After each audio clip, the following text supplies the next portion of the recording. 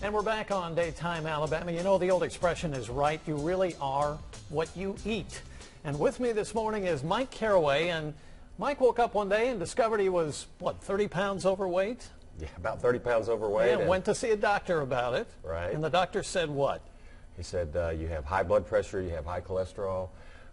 You're probably experiencing like panic attacks and stuff. And I was like, yeah. And he said, well, here's all these drugs that you need to start taking. And he gave me 3 prescriptions, and so I took them for a year or two, and I went back for a checkup, and I said, when can I stop taking these? And he goes, he said, never. He said, never. He said, you have to take these forever. And I was like, okay, I must have done something wrong somewhere.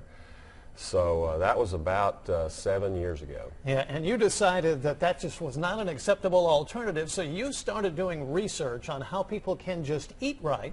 Right. And solve their health problems, or at least stay healthy that way and be at the kind of weight that they wanted to be at. Right. And one of the amazing things I found out was that a lot of us are trained by our parents who grew up when, you know, industry was a really cool thing and new innovations. And so all these new processed foods and packaged foods came out, and it was so convenient.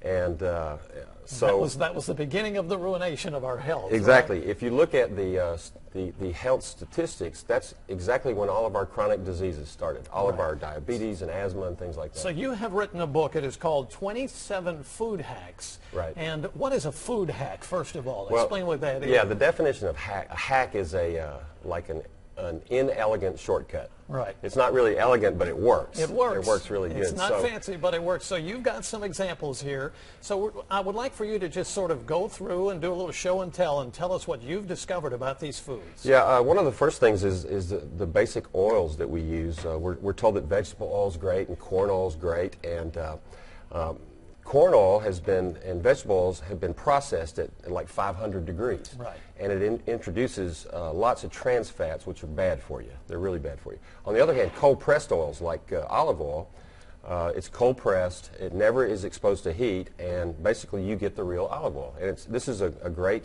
it's kind of a superfood. It's a great oil. Another great oil is coconut oil. Coconut oil is a highly saturated oil that is wonderful to cook with, like if you're going to fry stuff, if you want to fry stuff. This is great for sauteing. You've got several sort of salads and fruit Yeah, and this is actually a salad that's made up of almost entirely superfoods. And one of the things in my book I talk about is when you start to, change your diet, because everybody has a diet. A diet is not something you do for just 2 weeks or 2 months. A diet is what you eat all the time. So one of the first things I did was switch out my lettuce in my salad for spinach, and then we switched out, some other things and some other things, and now this all has like apples and strawberries and walnuts even, basically are all superfoods. Like, for example, and we're seeing all of the different examples here. Yes, very high in niacin, high in carbohydrates. Radishes are. Walnuts, high in selenium, great for you. It's not something you'd want to make a meal out of, because they also are very high in what's a good fat. Black beans? Black beans, great for you. They are very filling. They're a legume, and lots of health properties. They're also high in protein, low in carbohydrates. One of the things about carbs is they're good to eat. It's good to eat carbohydrates. Your body needs them, but you want slow carbohydrates. Right. You don't want carbohydrates that are processed by your body really fast, like white bread. And you've heard the old rule: anything that's white, stay away from it. Don't eat it. Right. Well, that's not. Some of those rules just don't work. Well, some of them don't work all the time, but it's sort of true. You want, for example, oatmeal is your mama always said eat your oatmeal. Right. So oatmeal is a great slow carb.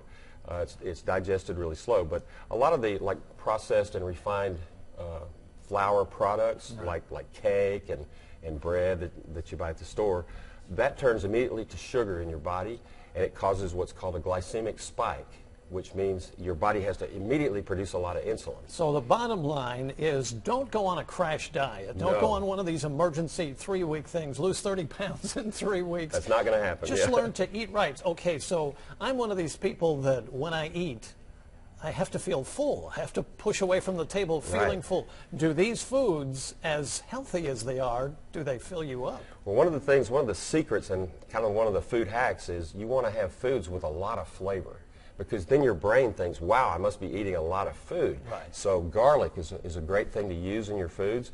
Not salt, no Just salt. garlic.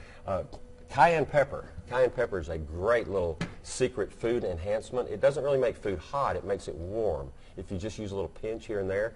And it also increases your metabolism rate, so it helps you burn fat faster. So little secrets like that are the key. yes, All and right. this book is full of little short secrets like that that can help you. Book is 27 Food Hacks by Mike Carraway. Mike, thanks for joining us. Thank you, Ken. And we will come right back. Stay with us. Before we leave you from the Birmingham Botanical Gardens this morning, I want to remind you that Mike Carraway's book, 27 Food Hacks, is available on Amazon.com. And I'm lucky in at least one of the categories he talked about. Do you have a food that's really good for you that you happen to love? Like I love nuts, walnuts, pecans, peanuts, anything. It turns out nuts are fairly good Chocolate. for you. Chocolate as well, it's sort of good for you. Sure it is. Not Dark in- chocolate. It's not in great for vast you. It quantities. is heart healthy. Yeah, it also rounds you out a little bit. I love chocolate. Chocolate covered almonds. How about that? That's the perfect combination. That's right. It's better than broccoli. It's a perfect health food. We appreciate you joining us today. Remember to hit us on DaytimeAlabama.com, on Facebook, and on Twitter. And eat your chocolate. Yeah. It's good for you. Have a great day. Bye. Keep telling yourself that, right? When I'm eating my Dark chocolate. my chocolate fudge sundae, I can Dark keep saying chocolate. this is like health food. Dark chocolate. It's the good stuff. It's fantastic.